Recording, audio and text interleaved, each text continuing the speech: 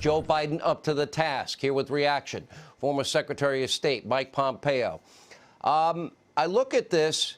Did John Kerry in the Trump years, Mr. Secretary, did he conduct covert foreign policy negotiations, the very thing that we were lectured General Flynn did with his soon-to-be counterpart when he was going to be national security advisor with the Iranians? And do you believe that Mohammad Zarif is correct in what he's saying? Is that a possibility? And if it is, what would that mean to you? Well, Sean, thanks for having me on. It looks like from this reporting that it's confirmed what we can already believe, which was that while I was briefing President Trump, Kerry was briefing Zarif on intelligence that related to Israeli operations. I hope that's not true. John Kerry needs to come forward. Secretary Kerry needs to speak to the American people and explain to them why he was meeting with Zarif. We know he did that. He's admitted as much. What he was talking about. We believe that he was absolutely telling the Iranians, hang on, this pressure campaign, the power that's being exerted by America against you, it'll be over. We'll win this election. It'll just be 4 years. You can hang in there. Don't for a minute negotiate with the Trump team. And so Secretary Kerry's got an awful lot of explaining to do.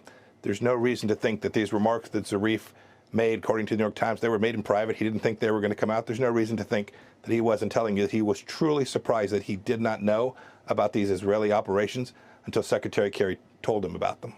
Do you have faith, trust, confidence that Joe Biden will be able to handle the Iranians? Now, he wants to get back in the Iranian deal.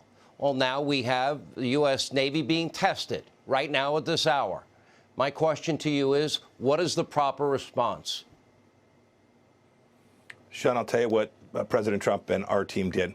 We had this same issue. They were driving IRGC, the expeditionary force of the Iranians. They were driving IRGC Coast Guard cutters close to our ships. President Trump made clear to our naval officers and our sailors, you have every right to respond. You have every right to blow them out of the water. And when we did that and we communicated that to the Iranians, that activity ceased. We need to make sure that our sailors have the ability to defend themselves.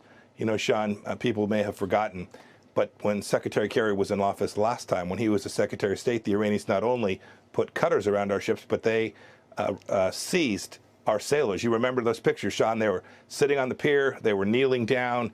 They were being held by the Iranians, and only an apology from Secretary Kerry was able to get them back. That wouldn't have happened on our watch. It didn't happen on our watch.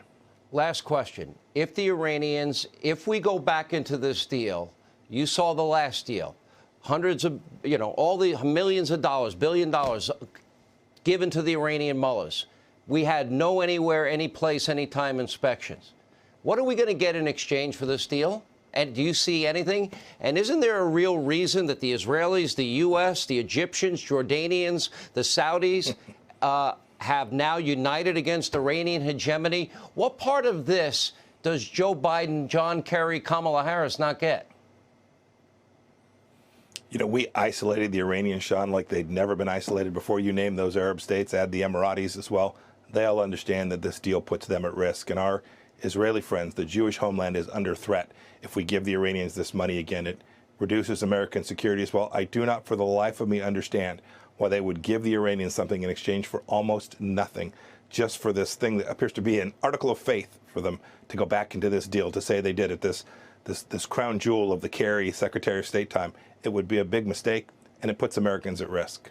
Peace through strength, the only thing that works, and the only thing the Iranians understand. Mr. Secretary, thank you for being with us.